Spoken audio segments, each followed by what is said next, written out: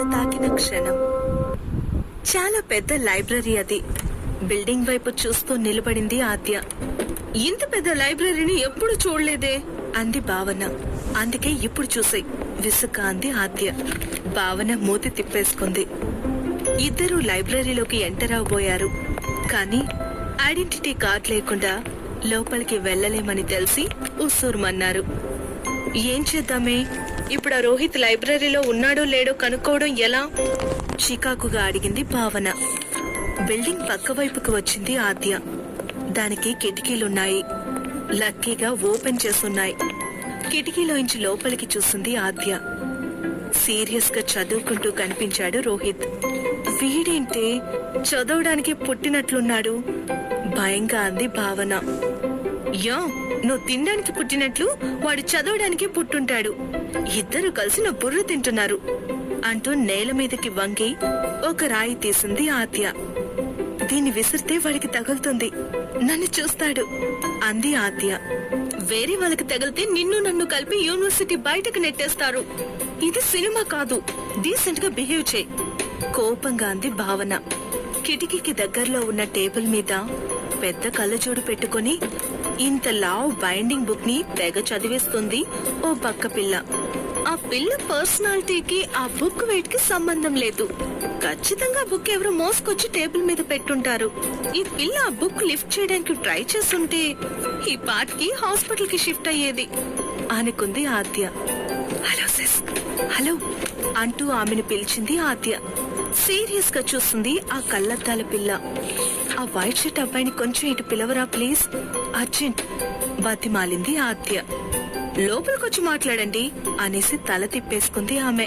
Please, మాకు లోపలికి entry లేదు. మా ఐడెంటిటీ కార్డ్ ఇంకా యాక్టివేట్ అవ్వలేదు. అతని కిటికీ వైపు చూడమని చెప్పండి చాలు రిక్వెస్ట్ చేసింది భావన.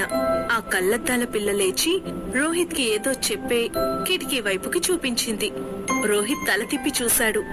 ఆద్యకి ₹1,00,00,000 లాటరీ తగిలినట్టు అనిపించింది. తన చేతిలోని బుక్ ని అతనికి చూపించి బయటకు రమ్మని సైగ చేసింది. కళ్ళు చిట్లించి ఆ కళ్ళద్దాల పిల్లకి ఏదో చెప్పి మళ్లీ పుస్తకంలోకి తలదించాడు రోహిత్. ఆ పిల్ల కిటికీ దగ్గరకు వచ్చి, హే, వాట్ ఇస్ దిస్? మీరెవరో అతనికి తెలియదంట. ఇందాకటి నుంచి అతన్ని ఫాలో చేస్తూ డిస్టర్బ్ చేస్తున్నారంట. ఇంకోసారి రిపీట్ చేస్తే ర్యాగింగ్ చేస్తున్నారని కంప్లైంట్ చేస్తాను అన్నాడు అంటూ దబీమని కిటికీ మూసేసింది ఆ పిల్ల. ఓరిడేసాలో మన మీద ర్యాగింగ్ కేసు పెడతాడా? ఇంకా నయ్యం రేప్ కేసు పెడతానలేదు. పదవి పోదాం, రేపు క్లాస్ రూమ్ లో బుక్ రిటర్న్ ఇవ్వచ్చులే అంది భావన. ఆద్యకి మనసంతా ఒకలాగా అయిపోయింది. అతను నన్ను సరిగ్గా చూడలేదా? చూసిలా మాట్లాడుతున్నాడా? నా గ్లామర్ కి అందరూ ఫిదా అయిపోతారు. వీడేంటి ఆడ్ గా బిహేవ్ చేస్తున్నాడు అనుకుంటూ ఉసూర్మని బెంచ్ మీద కూర్చుంది. హాస్టల్ కు పోదాం పదవే, నాకు చిరాగ్గా ఉంది అంది భావన. ఉండవే, నా మూడ్ అప్సెట్ అయింది. నేనెప్పుడు ఎవరి కోసం ఇలా బిహేవ్ చేయలేదు. ఫస్ట్ టైం నేనే దిగాను. అయినా కూడా నో యూస్. నా నవల రిటర్న్ తీసుకోవాలి, లేకపోతే నాకు మెంటల్ లేస్తుంది డల్ గా అంది ఆద్య. అది నిజమేలే, నీ నవల అతను చదివితే వాడికి మెంటల్ వస్తుంది జోక్ చేసింది భావన. జోక్ ఎంజాయ్ చేసే మూడ్ లో లేదు ఆద్య. లైబ్రరీలో బుక్ చదువుకుంటూ ఇంపార్టెంట్ పాయింట్స్ నోట్ చేసుకుంటూ కూర్చున్న రోహిత్ ని ఆద్య ఆలోచనలు డిస్టర్బ్ చేస్తున్నాయి. కాన్సంట్రేషన్ తగ్గింది. ఎవరా అమ్మాయి? మార్నింగ్ నుంచి తెగ వెంటాడుతోంది. నాతో మాట్లాడాలని ట్రై చేస్తోంది. పని పాట లేకుండా కాలేజ్ జాయిన్ అయినట్లుంది అనుకున్నాడు రోహిత్. విసుగ్గా లేచి బుక్స్ బ్యాగ్ లో సర్దుకుంటూ ఉంటే డౌట్ వచ్చింది. పరీక్షగా చూశాడు. తన వింగ్స్ ఆఫ్ ఫైర్ బుక్ కనిపించలేదు. అదే కలర్ కవర్ పేజ్ తో సేమ్ అదే డిజైన్ తో ఉన్న మరో బుక్ కనిపించింది. ఓపెన్ చేసి చూశాడు. ఫ్రంట్ పేజ్ లో ఎర్రగా ఆద్య అనే అక్షరాలు మెరుస్తున్నాయి. డౌట్ గా పేజీలు తిరిగేశాడు. ఆమె ఎర్రని పెదవి అప్పుడే పండిన చెర్రీ పండులా ఉంది. కసుక్కున కొరకాలి అనిపించేలా ఉంది. ఆమె మాటి మాటికి నాలుకతో పెదాల్ని తడి చేసుకుంటూ అతని వైపు ఓరగా చూస్తుంది. అతను కంట్రోల్ తప్పిపోయాడు. అమాంతంగా ఆమె మీద దూకాడు. నెమ్మది హస్కీగా అంటుంది ఆమె. అతను రెచ్చిపోయాడు. ఒక పేర చదవగానే రోహిత్ కి నుదుటి మీద చెమటలు పట్టాయి. సిగ్గుతో మొహం యాపిల్ పండులా తయారైంది. గాడ్, ఇలాంటివి చదివితే ఈజీగా ఇన్ఫ్లుయెన్స్ అయిపోతాం. ఇన్స్పిరేషనల్ స్టోరీస్ చదవాలి, నాలెడ్జ్ పెంచే బుక్స్ చదవాలి, కాంపిటేటివ్ ఎగ్జామ్స్ కి ప్రిపేర్ అవ్వాలి. కానీ ఇలాంటి బుక్స్ వల్ల ఎవరికి ఉపయోగం అనుకున్నాడు రోహిత్. తప్పుమని బుక్ క్లోజ్ చేసేశాడు. అయితే ఈ బుక్ ఆ అమ్మాయిదనమాట. మార్నింగ్ డాష్ ఇచ్చినప్పుడు బుక్స్ మారుంటాయి అనుకున్నాడు. బ్యాగ్ తీసుకుని బయటకు వచ్చాడు రోహిత్. ఎదురుగా బెంచ్ మీద డల్ ఫేస్ తో కూర్చుని కనిపించింది ఆద్య. హలో ఆద్య. రోహిత్ గొంతు వినపడగానే ఆద్య మనసు రెక్కలు విప్పుకుంది. హాయ్ అంటూ లేచి నిలబడింది. రెప్పలు టపటపలాడిస్తూ అతని వైపు ఆరాధనగా చూసింది. ఈ బుక్ మీదేనా అంటూ తన చేతిలోని బుక్ ఆమెకిచ్చాడు రోహిత్. అతని చేతిలోని బుక్ చూడగానే సిగ్గేసి గబుక్కున అందుకొని థ్యాంక్ యూ అంది ఆద్య. మార్నింగ్ నుంచి ఆద్య మీకోసమే వెతుకుతుంది. మీరేమో పిలిచినా వినిపించుకోకుండా వెళ్తున్నారు నిష్ఠూరంగా అంది భావన. ఐఎమ్ సారీ, నేను కొంచెం ఇంట్రోవర్ట్ ని, అందుకే మిమ్మల్ని అందులోనూ అమ్మాయిల్ని తప్పించుకొని తిరుగుతుంటాను కొంటిగా అన్నాడు రోహిత్. మరీ ఓవర్ చేశారు. క్లాస్ లో నా ఇంట్రొడక్షన్ కూడా చూడలేదా బొంగుమూతి పెట్టుకుని అడిగింది ఆద్య. చెప్పాను కదండి, బుక్ రీడింగ్ నా హాబీ కాదు, మై వీక్నెస్. ఒకసారి బుక్ చదవడం స్టార్ట్ చేస్తే ఫినిష్ చేసే వరకు ఆపను. చుట్టూ ఏం జరుగుతుందో చూడను. అందుకే మిమ్మల్ని గుర్తుపట్టలేదు అన్నాడు రోహిత్. ఆద్య మనసు గాల్లో అలా అలా తేలిపోతుంది. అతనితో మాట్లాడుతూ ఉంటే టైం కూడా తెలియట్లేదు. ఓకే బాయ్ అంటూ చెయ్యి చాపాడు రోహిత్. సిగ్గుపడుతూ చెయ్యి చాపింది Aadya. Hello, my book. Aadya మొహం మీద చేతులు ఆడిస్తూ అన్నాడు రోహిత్. నాలుక ఖర్చుకొని ఓ సారీ అంటూ అతని బుక్ రిటర్న్ చేసింది ఆద్య. థ్యాంక్స్ కనుబొమ్మ ఎగరేసి అన్నాడు రోహిత్. ఓ మాట చెప్పనా, అలాంటి బుక్స్ చదవడం వల్ల యూజ్ ఉండదు. మన లైబ్రరీ నిండా బోలెడు పుస్తకాలున్నాయి. History, geography, general knowledge, politics. మీకు నచ్చిన సబ్జెక్ట్ సెలెక్ట్ చేసుకుని చదవండి, ఉపయోగపడతాయి అనేసి వెళ్లిపోయాడు రోహిత్. గాడ్, నా బుక్ చదివాడనమాట. చచ్చాను అనుకుంటూ మొహమాటంగా తలదించుకుంది ఆద్య. ఇంత యాటిట్యూడ్ ఏంటి వీడికి? నువ్వేం చదవాలో కూడా వాడే డిసైడ్ చేస్తాడా? చిరాగ్గా అంది భావన. అలా అనకే, నన్ను చాలా ఇంప్రెస్ చేశాడు.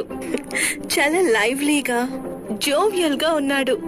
కావాలని అమ్మాయిలతో మాట్లాడడానికి ట్రై చేసే నార్మల్ అబ్బాయి కాదు. Very different, very special. My మరిచిపోయింది ఆద్య. ఇక చాలే నడు, వదిలేస్తే ఆడియో ఫంక్షన్ లో హీరోయిన్ పొగిడినట్లు పొగుడుతూ కూర్చుంటావు విసుక్కుంది భావన. నవ్వుకుంటూ కదిలారు ఫ్రెండ్స్ ఇద్దరు. హాస్టల్ కి వెళ్లినా భోజనం చేస్తున్నా కళ్ళ ముందు రోహిత్ కదులుతున్నాడు. అతని నవ్వు గుర్తొచ్చి మనసు జివ్వుమంటుంది. వేళ్లతో అన్నాన్ని కెలుకుతూ కూర్చుంది. ఏమైందే? హాస్టల్ ఫుడ్ ఇలాగే ఉంటుంది. జీరో ఎక్స్ప్రెషన్స్ తో తినచూడు. ఒక్కొక్క కూరలో ఒక్కొక్క కొత్త రుచి దొరుకుతుంది.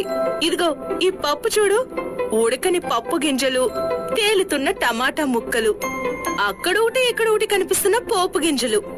వెరైటీ డిష్ లా నీ కంటికి కనిపించడం లేదా? దీన్ని టమాటా పప్పు అనే బదులు వెజ్ దాల్ సూప్ అనే పేరు పెట్టుకుని 5 స్టార్ హోటల్లో కొత్త వెరైటీని టేస్ట్ చేసినంత బిల్డప్ తో తినాలి అంది భావన. నీ టైమింగ్ కో దండం తల్లి. ఆ వెరైటీ రుచులు నువ్వే టేస్ట్ చేసుకో, నాకు ఆకలిగా లేదు అనేసి చెయ్యి కడిగి లేచి వెళ్లిపోయింది ఆద్య. బెడ్ మీద వాలినా కూడా మనసు ఇంకా తిరిగి రాలేదు. ఎక్కడెక్కడో బిజీగా ఉంది. రోహిత్ వాకింగ్ స్టైల్ చూసావా భావన? డిస్కవరీ ఛానల్లో చూసాను. సింహం అలాగే నడుస్తుంది. Very cool. నడిచేటప్పుడు పక్కటెంకల కదలికలు చూసావా? రిథమిక్ గా కదులుతాయి.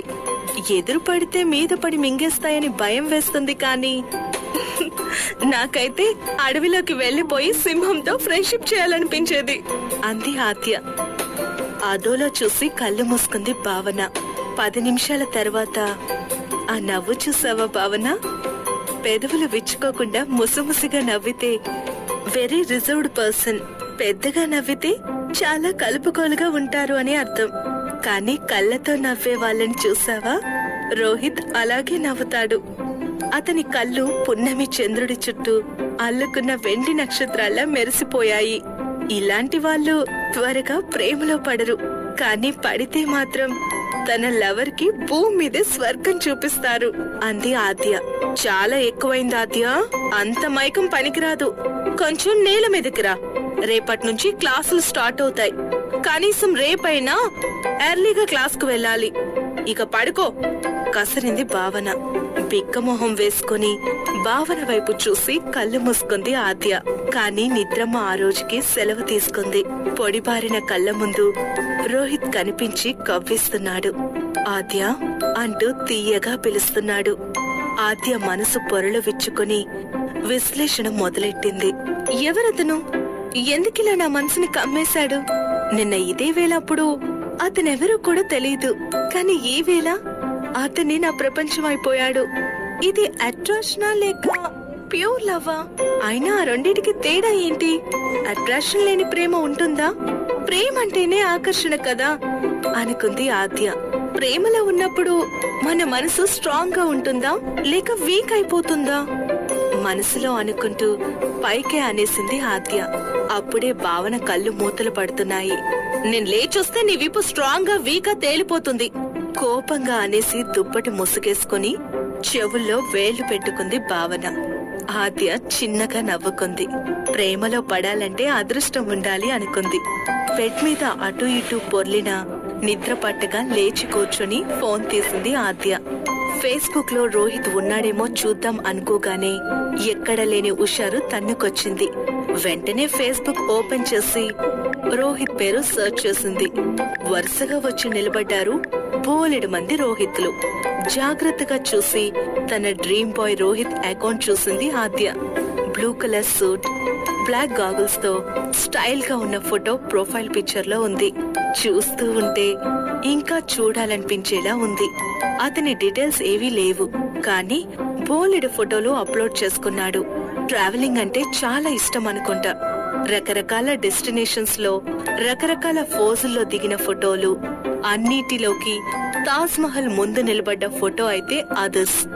వెరీ చార్మింగ్ అనుకుంది ఆద్య. ఆ నెక్స్ట్ మినిట్ ఆమె మనసు కొంచెం డల్ అయింది. చాలా రిచ్ ఫెలో అనుకుంటా.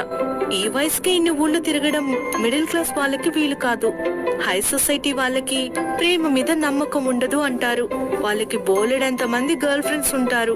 అలాంటి రోహిత్ నన్ను ఇష్టపడతాడా అనుకోగానే చాలా బాధేసింది. మోకాళ్ల మధ్య తల పెట్టుకుని ఆలోచిస్తూ అలాగే నిద్రపోయింది ఆద్య. ఓయ్ ఏంటి ఆ మొద్దు నిద్ర? భావన పిలుపుతో ఉలిక్కిపడి లేచింది ఆద్య. నీ హీరో కల్లోకొచ్చాడా? ఇద్దరు డూయిట్ పాడుకున్నారా? స్విట్జర్లాండ్ వెళ్లారా? నవ్వుతూ అడిగింది భావన. షటప్ అనేసి లేచి వాష్రూమ్ లోకి వెళ్ళింది ఆద్య. ఆమె కళ్ళు ఎర్రగా ఉండడం చూసి వాట్ హ్యాపెండ్ ఆద్య? రాత్రి నిజంగా నిద్రపోలేదా? మరి ఇంత పిచ్చి పట్టేసిందేంటే అడిగింది భావన. పట్టిన పిచ్చి వదిలింది, ఎక్కిన మత్తు దిగింది. గాల్లో ఎగిరిన మనసు చెట్టు కొమ్మకు చిక్కుకొని చిరిగిపోయింది. ఇప్పుడో ఇంకాసేపట్లోనూ అది లోయలో పడి చచ్చిపోతుంది అంది ఆద్య. ఇదిగో చూడు, నేను మాట చెప్తాను, జాగ్రత్తగా విను. నాకు తెలుగులో 35.5 మార్కులే వచ్చాయి. మళ్ళీ మళ్ళీ నా పేపర్ దిద్దడానికి భయపడిన టీచర్లు జాలిపడి పాస్ చేశారు. నీ నవల్లోని భాష నా మీద ప్రయోగిస్తే తోలు తీస్తా. ఏమైందో సరిగ్గా ఏడు చిరాగ్గా అంది భావన. ఫేస్బుక్ ఓపెన్ చేసి భావనకి ఇచ్చింది ఆద్య. నిన్నంతగా చూడలేదు కానీ బాగున్నాడే, మంచి సెలక్షన్ ఇది మెచ్చుకుంది భావన. నీకలా అర్థమైందా? అతని టేస్ట్, అతని హాబీస్ అన్ని చాలా రిచ్ గా ఉన్నాయి. నేనేమో చిన్న ఊళ్ళో పుట్టి పెరిగిన నార్మల్ అమ్మాయిని. నాలాంటి సింపుల్ గర్ల్ వైపు అతను చూస్తాడనుకోవడం, లవ్ చేస్తాడనుకోవడం అత్యాస కాదా? బాధగా అంది ఆద్య. ఏడ్చో, నువ్వు నార్మల్ గర్ల్ ఏంటే? ఎక్స్ట్రాడినరీ బ్యూటీవి. అందమైన అమ్మాయికి సున్నితమైన మనసు ఉండడం రేర్ కాంబినేషన్. అలాంటి రేర్ పీసు నువ్వు. ఇంకోసారి నిన్ను నువ్వు తక్కువ చేసుకోకు. ఎవరైనా ఫేస్బుక్ లో అట్రాక్టివ్ గా ఉంటే ఫోటోలు పెట్టుకుంటారు, తమ హాబీస్ జనానికి తెలియాలని.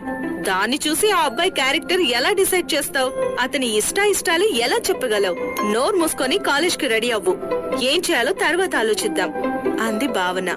అరగంటలో ఇద్దరూ రెడీ అయ్యారు. దారి పొడవునా ఇవే మాటలు, ఇదే ఆలోచనలు. నిన్న క్లాస్ లో ఒకడు నిన్ను పలకరించాడు కదా, వాడి పేరేంటి అడిగింది భావన. జశ్వంత్ అనుకుంటా, రోహిత్ పక్కనే కూర్చున్నాడు, అతని ఫ్రెండ్ అంట అంది ఆద్య. అతనికి రోహిత్ గురించి డీటెయిల్స్ తెలిసే ఉంటాయి. అతని గురించి ఫుల్ డీటెయిల్స్ సంపాదించడానికి జశ్వంత్ హెల్ప్ తీసుకుందాం. మనకి ఓ క్లారిటీ వస్తే ఎలా ప్రొసీడ్ అవ్వాలో ఓ ప్లాన్ రెడీ చేసుకోవచ్చు అంది భావన. ఎర్రటి ఎండలో అలసిన వేళ చల్లని చెట్టు నీడ దొరికినంత హాయిగా ఉంది ఆద్య మనసుకి.